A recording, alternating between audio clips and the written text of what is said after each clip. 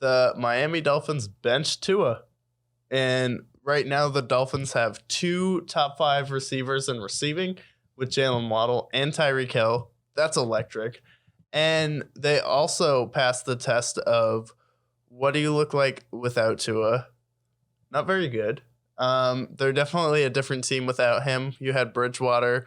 Then you have your other backup come in there. So when it comes to the MVP conversation, what's really important is how does the team perform without their star quarterback? With Tua, their record should be 8-1 because you have that close game you lose with the Vikings. Definitely would have won that game at home in a shootout. And then he leaves first the Bengals. Who knows what could have happened? But the other games, they didn't look like the same team. And you can say it's just his weapons and he's an average quarterback, but it's not. Tua's making legitimately good throws. I compared him to Drew Brees, and every time I watch him, he looks more and more like Drew Brees. And Drew Brees never was the biggest guy, never was the most athletic, never had the biggest arm, but he was accurate, didn't turn the ball over, and knew how to make big plays and get his guys in spots. And Tua has just been amazing this year. He's been a model citizen for the Dolphins last year. He wasn't too outspoken about the Deshaun Watson situation, even though he had every right to be. They took him over Justin Herbert, and everyone flamed the Dolphins. He had to constantly deal with being called a bum, everyone disparaging him. He had every right to give up. He comes back this season, plays like an MVP.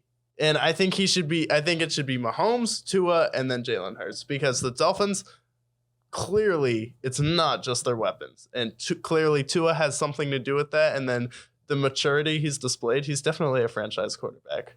I think he might be in the running for comeback player of the year, too. Absolutely. Because everything that you mentioned here, but I saw this video earlier today, and it was talking about during that whole situation when they were 1-7 right, and they were going through the Deshaun Watson saga, he genuinely would look in the mirror every day and ask himself if he sucked. He would think about it. And this is coming from a top 5 pick as well from Tua. And he lost all confidence last year because of it.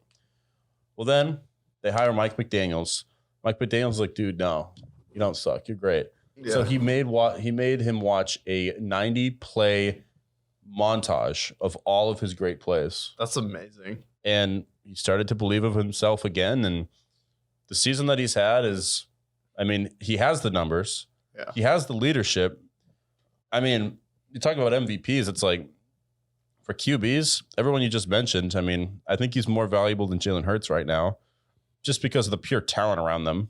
And then obviously, like, Patty Mahomes has been on a whole nother level. But, like, MVP race, Tua should be right up there with them. And I really don't understand why he's not in the conversation more.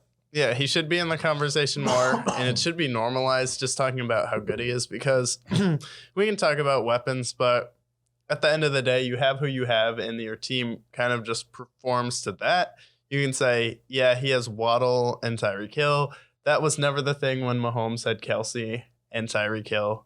And it's never been the thing when any great quarterback has had a great duo. It's like, no, look at how great that quarterback is, and that needs to be the conversation with Tua.